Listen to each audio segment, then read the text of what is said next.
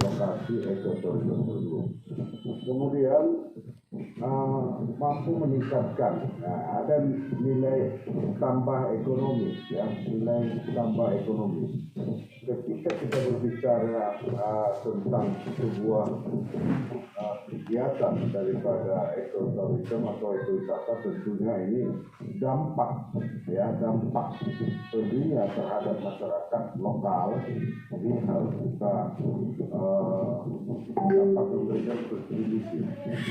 Makanya ketika yang lalu kita bicarakan bagaimana badan otorita pengelolaan danau tersebut, kita berharap itu memberikan kontribusi kepada masyarakat lokal. Itu teman-teman di badan otorita juga kita dorong bagaimana konsep-konsep edukasi yang akan mereka berikan terhadap masyarakat lokal yang ada di sana. Memang ada kegiatan-kegiatan yang telah mereka lakukan. Apakah mereka mengedukasi bagaimana recording in progress, bagaimana mengelola daripada kondisi, ya, ekoturism di sana masyarakatnya. Kemarin itu dari Persatuan SIP itu mereka mengedukasi masyarakat untuk dapat mengelola kuliner lokal yang ada di sana yang dapat mensupport kegiatan-kegiatan nantinya di lokasi ekowisata tersebut. Kemudian ini dia mengucapkan pengalaman dan pembelajaran kepada wisatawan. Tentunya dalam hal ini juga edukasi-edukasi yang diberikan bagaimana juga masyarakat di sana dapat dimuati agar nantinya ketika orang datang ke sana yang berkunjung kepada lokasi wisata tersebut dapat diberikan informasi terhadap apa yang ada di kondisi lokasi ekowisata tersebut. Mungkin saya ulangi lagi bahwa salah satu yang kita lihat yang nyata di lokasi kaldera Geopark Kaldera Toba tersebut adalah bagaimana masyarakat itu nantinya dapat diedukasi, sehingga fungsi daripada lokasi tersebut dapat bermanfaat terhadap masyarakat lokal. Konsep utama daripada Geopark Kaldera itu penilaiannya, ini saya ulangi lagi, bahwa adalah bagaimana masyarakat tersebut dapat diedukasi dan dapat memberikan nilai tambah terhadap pengelolaan lingkungan. Memang satu sisi Geopark itu adalah melihat kondisi daripada alam yang seutuhnya, tetapi nilai parameter penilaian yang paling tinggi adalah dalam perhitungan Geopark Kaldera Toba itu adalah bagaimana masyarakat tersebut dapat dikuatkan. Ini sama dengan konsep daripada ekoturism. Tentunya dalam hal ini adalah bagaimana juga menekankan partisipasi masyarakat, dalam lokasi ekoturism atau ekowisata tersebut.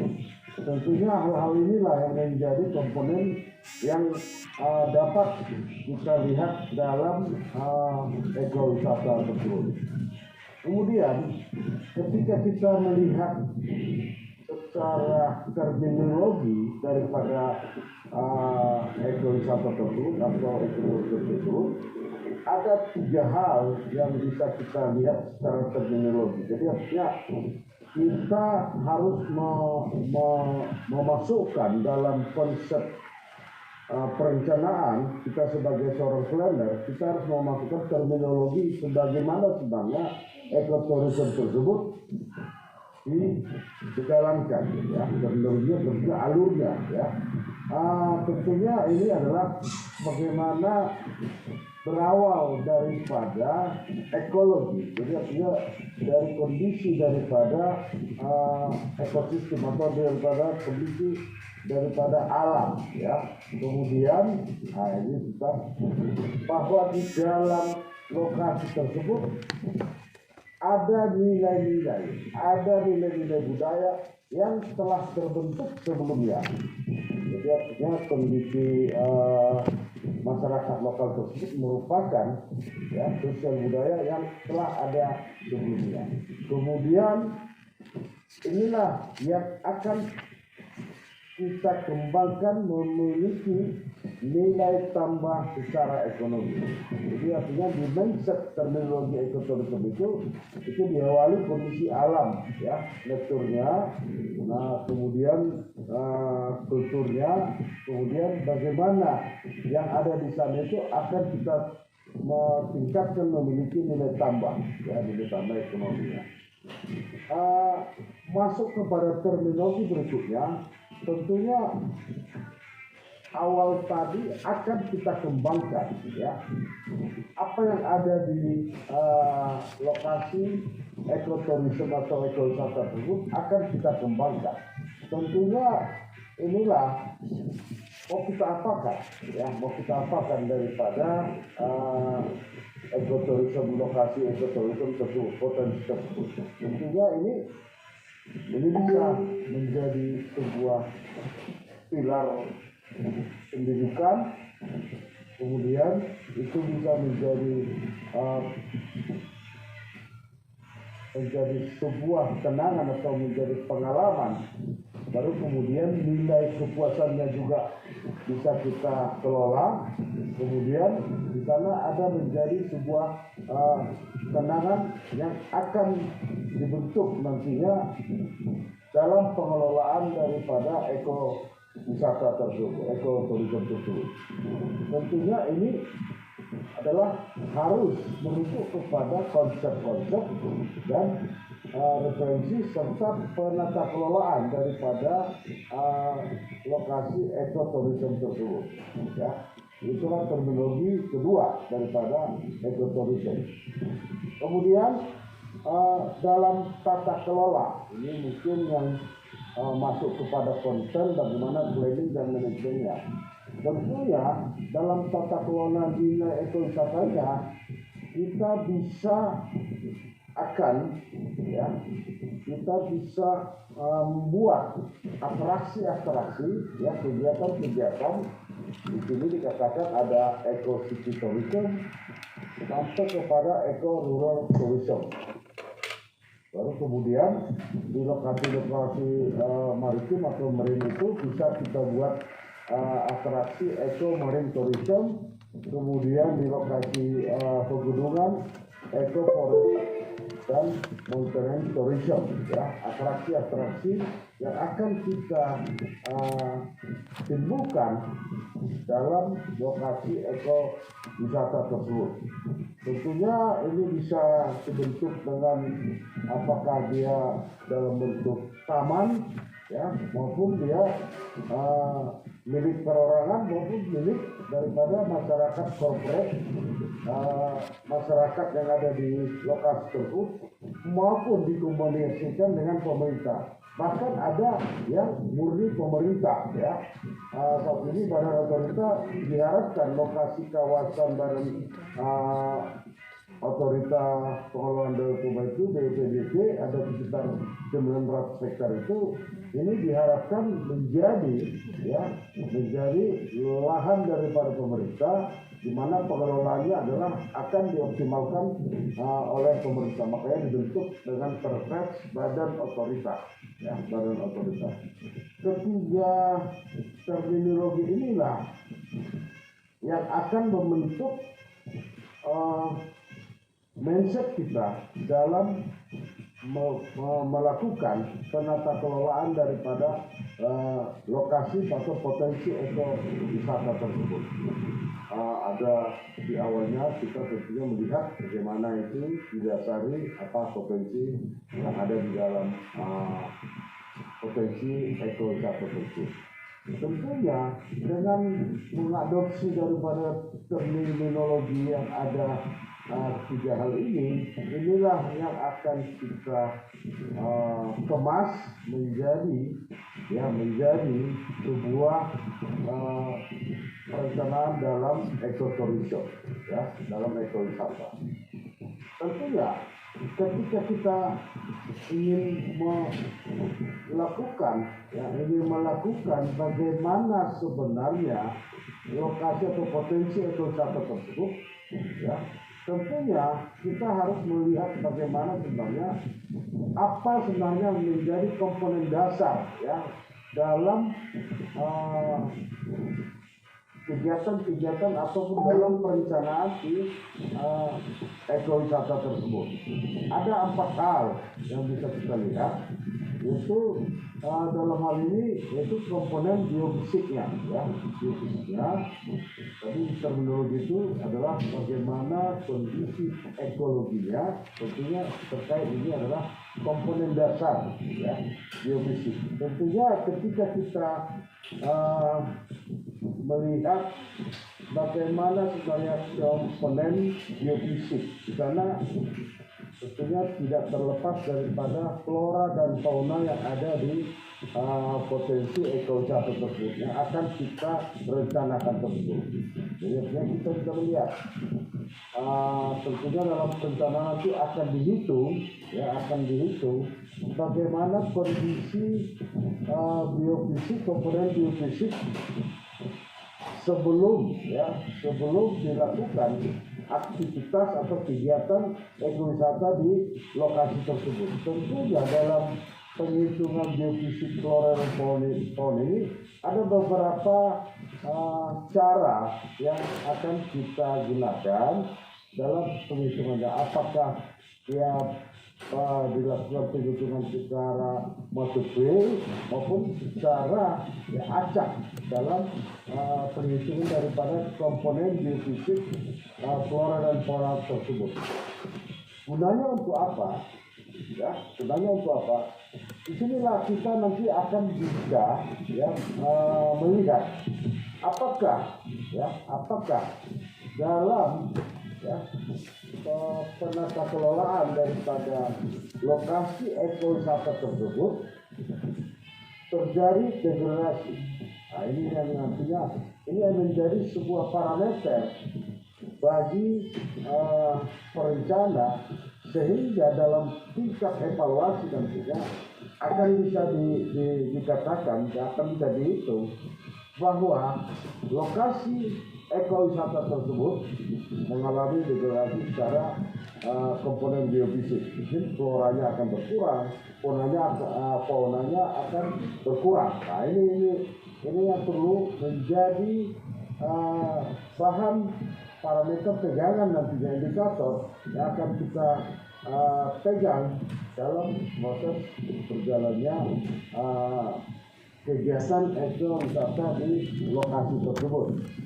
Jadi sebenarnya kita harus melihat kondisi komponen dasar apa yang akan kita hitung, sehingga itu bisa nantinya menjadi pegangan kita, panduan kita dalam perjalanan ekowisata tersebut. Kemudian ada komponen sosial budaya. Nah, ini terkait dengan budaya yang ada di sana, di mana indigenous people yang ada di sana, masyarakat lokal di sana, ini yang harus diperhatikan. Dan ini yang sering menjadi alfa dalam konsep-konsep perencanaan daripada lokasi ekotourism. Nah, ini menjadi alfa. Jadi saya katakan alfa karena memang ini sering terabaikan. Sering terabaikan. Kenapa? Karena memang ketika dalam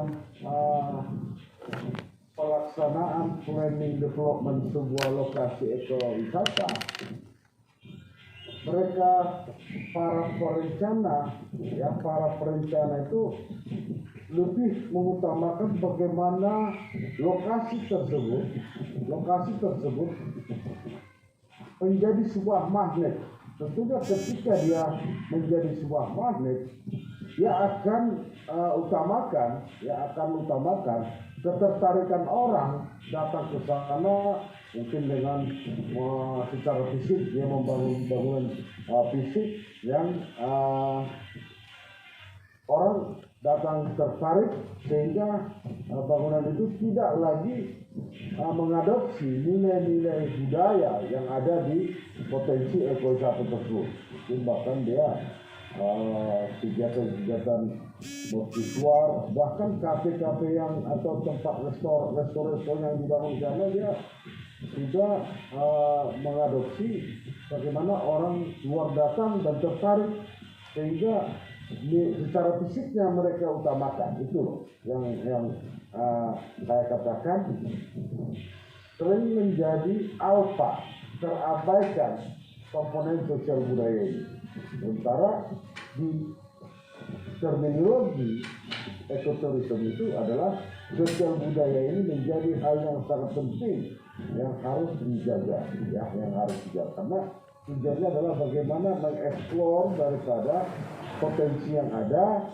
dan juga memiliki nilai tambah baik ekonomi maupun secara mental dan moral daripada potensi yang ada di lokasi wisata tersebut. Kemudian komponen psikologi, tentunya dalam komponen psikologi ini tentunya satu sisi secara psikologi tentunya ini dapat mempengaruhi, dapat memberikan nilai secara gambarnya gitu. Komponen psikologi ini ketika kita mengelola atau merencanakan sebuah lokasi ekoturisme mungkin di daerah A, komponen psikologinya adalah bagaimana hinterland atau daerah-daerah sekitarnya juga akan berdampak. Jadi artinya daerah A tersebut sudah dikelola ya.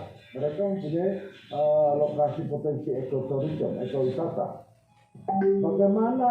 Bagaimana wilayah sekitarnya secara psikologi dapat mempunyai dampak. Nah, ini yang kita harapkan. Jangan jadinya ketika kita mengelola atau merencanakan sebuah potensi ekowisata, tetapi sekitarnya kita jangan ikuti lah. Mereka itu membuat itu terakhir menghancurkan tempatnya. Itu yang kita harus jaga, bagaimana komponen psikologi ini mendampak positif. Jadi artinya ini bisa menumbuh kembangkan atau merangsang daerah sekitarnya sehingga mereka itu dapat berdampak. Kemudian komponen manajerial ini yang selalu saya katakan dalam penata kelolaan atau dalam pelaksanaan daripada perencanaan daripada ekoturisme harus sampai kepada bagaimana komponen manajerial. Artinya dalam hal ini ada yang harus dipastikan ketika mengelola lokasi ekowisata sangat berbeda dengan mengelola lokasi destinasi wisata lainnya. Jadi artinya dalam hal ini komponen manajerialnya juga harus dapat memberikan pemahaman bahwa mengelola potensi ekowisata ini adalah adanya keseimbangan antara alam dan kondisi kegiatan yang ada. Itu juga disinilah di komponen manajerial ini nantinya akan diturunkan aturan-aturan seperti yang kemarin itu di Padang ada potensi kerusakan yang diakibatkan oleh mass tourism yang datang karena memang tidak ada penata kelolaan dalam dari segi manajerial. Tentunya di manajerial inilah yang akan mengimplementasikan, yang akan melaksanakan apa sebenarnya yang akan terjadi di lokasi ekowisata. Itu ikannya udah kutaruh di luar, lo Tentunya pengen tengok keempat komponen bisa ini kau goreng. menjadi komponen dasar ya, komponen dasar dalam mempengaruhi daya dukung ekowisata. Tentunya kita harus melihat bagaimana komponen-komponen ini nantinya menjadi pijakan, menjadi parameter dalam perjalanan pengelolaan daripada ekowisata tersebut. Kemudian dalam pengelolaan ekowisata Kesandul kenapa lebih kita juga cuma? akan bisa melihat bagaimana kepemilikan ya, kepemilikan. Jadi artinya kepemilikan atau saya lebih gamblang mungkin pengelolaan, penata kelolaan daripada lokasi ekowisata. Apa itu? Ada 3 yang bisa kita lihat Kenapa, dalam Dek? pengelolaan kawasan ekowisata. Ada yang mengadopsi prinsip co-ownership ya. Di sini milik bersama. Tentunya di sini dalam pengelolaannya ada secara kooperatif yang dilakukan. Di beberapa tempat ini lebih mengarah kepada badan usaha milik daerah, bumdes sekarang, di mana ada potensi lokasi ekowisata dan dalam pengelolaannya tentunya ini dilakukan secara bersama-sama oleh masyarakat. Tentunya secara manajerialnya ini yang akan dibentuk sebuah badan usaha milik desa ya, milik desa, sehingga dalam hal ini tidak ada kepemilikan secara individu atau secara personal dalam kegiatan-kegiatan tersebut. Sehingga disinilah sebenarnya bagaimana nantinya kita bisa menguatkan keluar kalian. masyarakat yang ada di lokasi tersebut. Karena dia prinsipnya adalah co-ownership, milik bersama. Cuman kegiatan-kegiatan apakah nantinya bisa diskemakan begini? Ketika ada di sana, apakah dia kelompok-kelompok masyarakat di sana secara bergantian melakukan pengelolaan, ya? Apakah mungkin diberikan kepada beberapa orang yang menjadi representasi daripada masyarakat keseluruhan. Nah, ini teknik yang mungkin nantinya. Nah, karena memang tujuannya adalah ini menjadi milik bersama, ya. Tentunya ini manfaatnya juga, nilai tambahnya juga adalah untuk masyarakat itu secara bersama-sama, tidak secara personal, itu maksudnya. Kemudian prinsip cooperation di sini adalah mengatur peranan masing-masing dalam melakukan oleh masyarakat dan seluruh stakeholder. Dalam hal ini, dalam prinsip cooperation ini ada sebuah lokasi ekowisata, dan di dalam lokasi ekowisata ini ada beberapa kegiatan, ya, kegiatan yang dilakukan, ya, apakah ada resto, apakah ada kegiatan hiking, apa ada kegiatan misalnya penataan daripada akses, ya, jadi artinya orang per orang di sana, ya, masing-masing mempunyai fungsi yang telah disepakati, ya, yang telah disepakati. Tentunya dalam hal ini, dalam prinsip cooperation ini, di sini tidak ada kepemilikan secara personal, tetapi artinya semua punya hak dalam melakukan kegiatan-kegiatan sesuai kesepakatan, ya, sesuai kesepakatan yang telah dilakukan. Kemudian yang ketiga, mengadopsi prinsip co-responsibility, di sini adalah bagaimana tanggung jawab bersama antara pemerintah, masyarakat, dan stakeholder.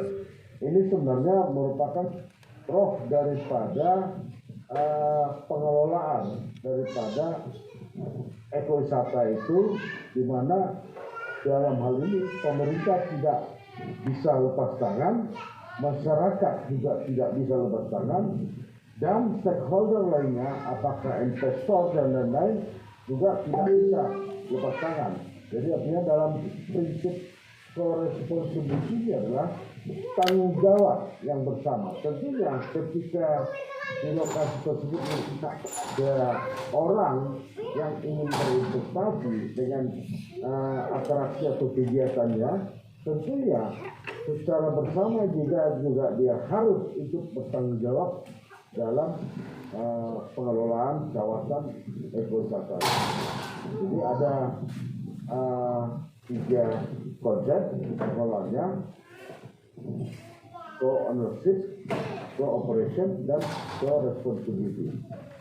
Satu sisi co-responsibility ini bisa bias, ya, bisa bias jika memang tidak ditetapkan atau tidak disepakati dari awal. Oh, jalan pedang. Tetapi co-responsibility ini lebih kuat, ya, lebih kuat dia, karena ini merupakan masalah tanggung jawab yang harus diberikan terhadap pengelolaan ekowisata. Stakeholder ini tidak serta-merta dia harus ikut serta berkegiatan di sana, tetapi ada nilai co-responsibility yang harus menjadi tanggung jawab. Apa itu? Ya, CSR dia. Di daerah Toba itu, ya, PTL itu harus memberikan co-responsibility-nya berupa CSR terhadap pengelolaan daripada kegiatan-kegiatan yang ada di sekitar usaha dia. Begitu juga dengan Inalum dan stakeholder lain yang merasa dia mendapatkan nilai tambah dari kegiatan di sekitar kawasan yang dikelola. Jadi 3 hal yang kita lihat dalam pengelolaan kawasan ekowisata: ada co-ownership-nya, ada co-operation ini secara teknisnya, kemudian co-responsibility. Kemudian dalam skema konsep ekowisata ini kita akan bisa melihat bagaimana dalam skematiknya ekowisata ini yang secara siklus, ketika lokasi ekowisata tersebut dia akan dikelola oleh manusia yang memberikan penata kelolaan, baik perencanaannya maupun kegiatan-kegiatannya. Tentunya ketika manusia, ya, sebagai dalam hal ini mungkin masyarakat lokal atau manajerial nantinya akan mengelola ini, tentunya dia harus, dia juga memberikan output langsung terhadap nilai konservasi tadi. Ya, jadi artinya disitulah keterikatan daripada pengelolaan ekowisata. Disitulah pembeda daripada ekowisata dengan destinasi wisata lainnya. Jadi artinya dia tidak bisa terlepas dengan kondisi alamnya, ya, output langsung, konservasi dan swadaya. Jadi artinya ketika kita dikatakan mungkin sebagai perencana atau penilai daripada sebuah kegiatan ekowisata, kita akan bisa mengukur bagaimana sebenarnya outputnya terhadap alamnya. Artinya bagaimana konkretnya begini, bagaimana pengelolaan ekowisata ini alamnya terganggu enggak Nah, itu intinya. Terganggu nggak? Jadi artinya outputnya berarti di sana nilai konservasinya bisa tinggal nilai, bagaimana swadaya daripada ekowisata tersebut dalam menata, mempertahankan ekosistem atau ekologi yang ada di lokasi tersebut. Kemudian manusia ini output secara tidak langsung. Apa itu maksudnya? Output secara tidak langsung itu adalah bagaimana kebijakan-kebijakan, bagaimana perhatian daripada manusia terhadap alam itu. Jadi artinya mungkin aturan-aturan yang akan diberikan. Nah, itu ya. Baru kemudian ekowisata tersebut juga ya, apakah dia secara langsung juga, apakah dia juga akan bisa ya memberikan edukasi kepada penambahan pengetahuan tentang alam terhadap manusia. Nah, ini dia.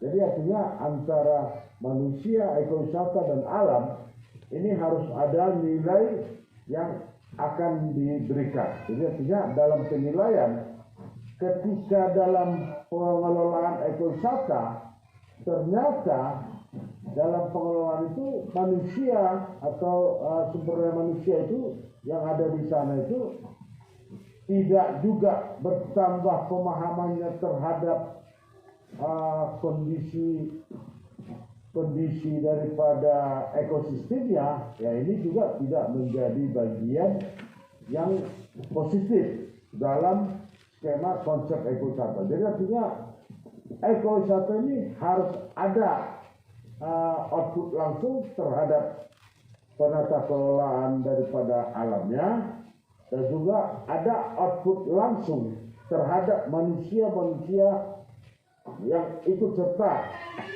apakah dia datang di lokasi tersebut atau mengelola lokasi tersebut. Itulah konsep skema konsep ekowisata yang saya ambil daripada Selfie Terbaik rujukan saya, itu melakukan riset pada tahun 2004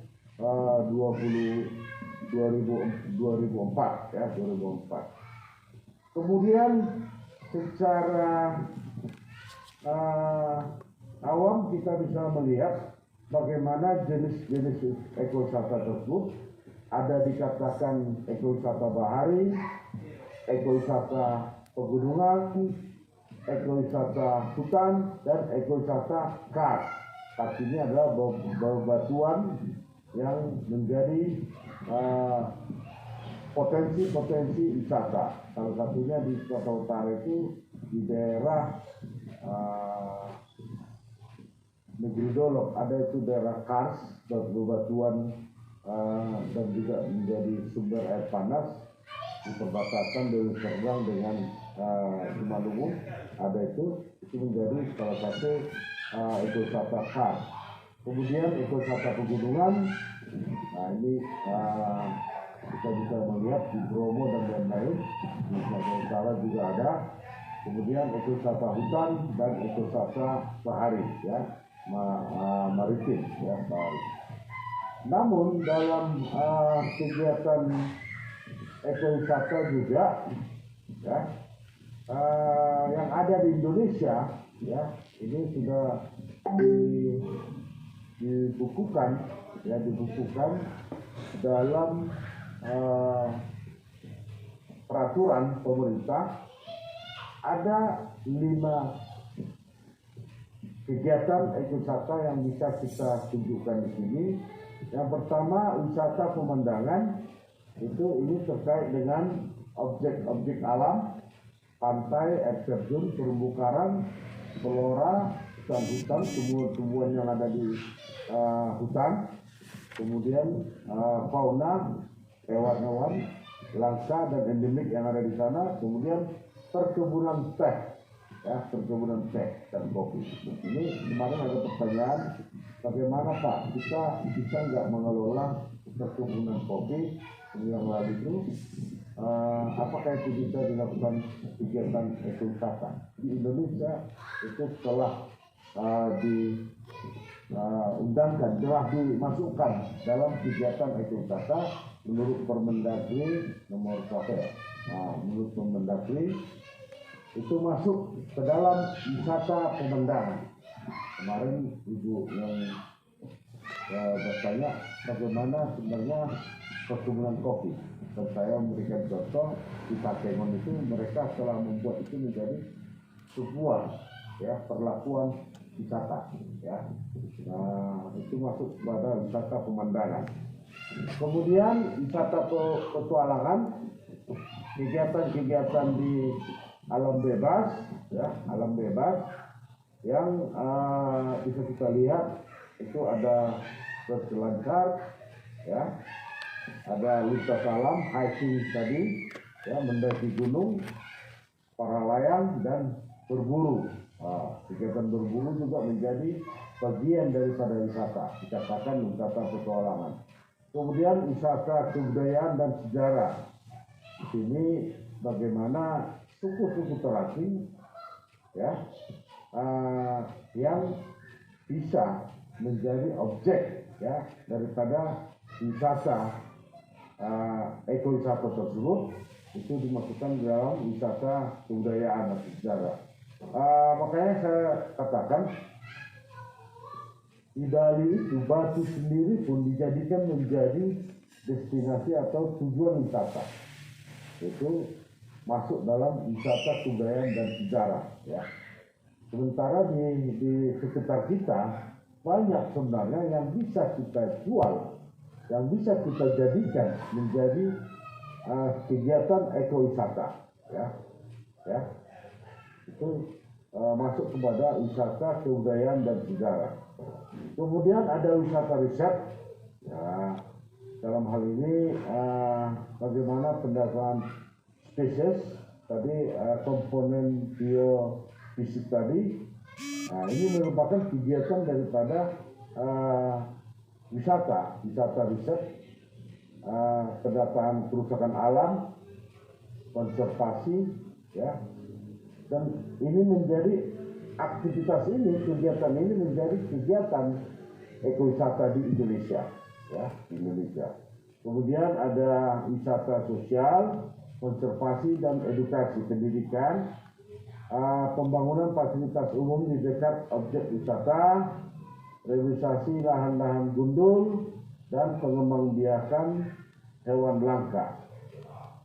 Tentang wisata sosial dan konservasi dan pendidikan ini, saya secara pribadi ini sudah menjadi mimpi saya, tapi sampai sekarang belum terwujud.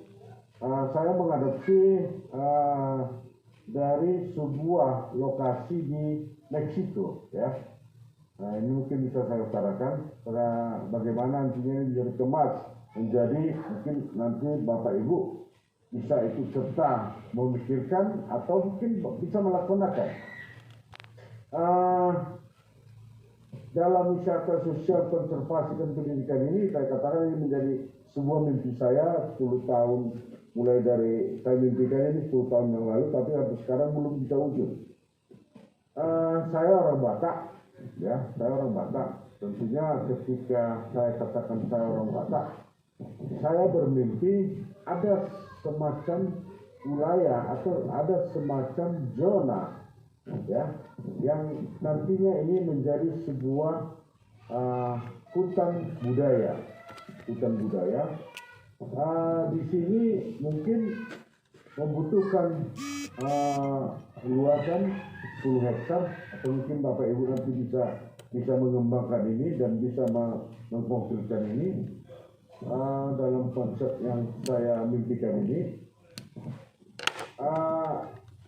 Komoditi lokal, jenis-jenis tanaman flora dan fauna lokal ini akan kita inventarisir dan akan kita tumbuh kembangkan, yang di lokasi tersebut.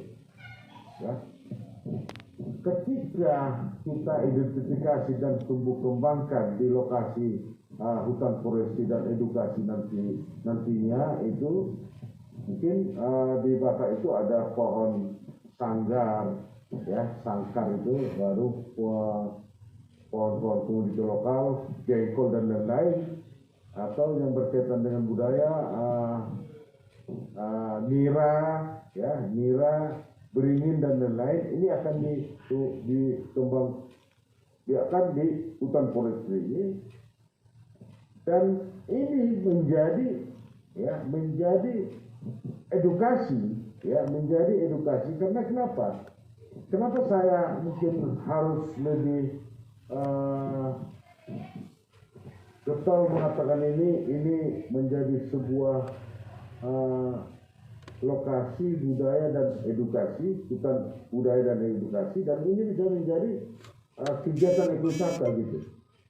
Karena komoditi jenis tanaman ataupun nanti hewan ini mungkin 5 tahun atau 10 tahun ke depan ini generasi berikutnya tidak akan mengenal lagi. Ya, mungkin sampai sekarang masih ada lagi yang tidak mengenal, ada pohon-pohon polong dan lain-lain yang dikaitkan dengan nilai-nilai budaya. Nah, ini artinya supaya ini bisa lestari dan bisa mengedukasi kepada generasi berikutnya. Tentunya kegiatan-kegiatan daripada konservasi inilah yang akan kita kemas, dan ini akan bisa kita buat menjadi kegiatan atau lokasi ekowisata. Itu mungkin tentang wisata sosial, konservasi dan pendidikan tersebut. Ya, itu mimpi saya, dan mudah-mudahan ini sudah saya coba ajukan ke Kementerian Kehutanan dan Pariwisata dan Pendidikan, tapi sampai sekarang belum ada respon, agar nantinya ini bisa menjadi sebuah zona atau lokasi, ya, wisata sosial, konservasi dan pendidikan, ya, itu yang saya harapkan. Kemudian dalam karakteristik operasi atau kegiatan jasa ekoturism ini ada hal yang bisa kita lihat, ya, dalam kegiatan jasa ekoturism ini, bahwa sebenarnya dalam komponen manajerialnya ini sangat efisien dan ramping, ya, sangat efisien dan ramping. Jadi artinya tidak harus membutuhkan orang banyak, ya, orang banyak dalam kegiatan daripada ekoturism ini. Jadi artinya ketika mungkin kita harus diperhadapkan dengan destinasi-destinasi wisata yang memerlukan banyak orang, tetapi di ekowisata karakteristiknya adalah efisien dan ramping, ya, efisien dan ramping. Kemudian terdiri dari kelompok-kelompok kecil, di bawah 5 orang sudah bisa mengelola. Mungkin 10 orang sudah bisa mengelola sebuah lokasi ekoturism. Kemudian kalau, ya, ketika memerlukan akomodasi, ya, daripada di sana, karena ini bisa dikombin dalam ekoturism ini, mungkin bisa di sana juga langsung ada akomodasi tinggalnya, tapi artinya bisa dikombinasi dengan homestay atau masyarakat di sekitarnya, ya. Ini akan bisa lebih membangun UKM lokal, ya. Kemudian dalam karakteristiknya juga dalam hal ini untuk pendidikan, ya, pasti, karena memang ada nilai edukasi dan nilai spesifik dalam menata kelola ekowisata ini, karena ini harus ada balancing, ya, ada keseimbangan antara alam dan kegiatan-kegiatan lainnya. Kemudian memerlukan spesialis guide yang terampil dan pintar. Makanya tadi di konsep skemanya, orang-orang yang ikut serta dalam ekoturism adalah orang-orang yang memahami, mempunyai output langsung pengetahuan. Makanya di sini memerlukan spesialis guide yang terampil. Ketika dia ikut serta dalam ekotourism, dia harus bisa memaparkan bagaimana sebenarnya kondisi daripada ekowisata, khususnya bukan hanya atraksi, tetapi ketika harus juga ada di sana flora dan fauna. Spesialis guide ini yang harus diberikan penguatan pemahaman tentang ekowisata tersebut. Dalam ekotourism ini ada yang terlibat. Tadi dikatakan tadi ada pemerintah, swasta, LSM, penduduk lokal, perguruan tinggi, organisasi NGO. Ya, ini. Jadi inilah yang bisa kita lihat bagaimana karakteristik daripada pengelolaan daripada ekotourism tersebut. Baik, sampai di sini dulu yang bisa saya sampaikan. Sampai di sini ada yang mau kita diskusikan, silakan. Izin Pak. Ya, silakan, Bu Oni. Terima kasih Pak, selamat sore. Pak, sebelumnya saya mohon izin, mungkin bukan bertanya ya, saya ingin memohon arahan lah sharing dengan Bapak. Kan itu tadi kita berbicara terkait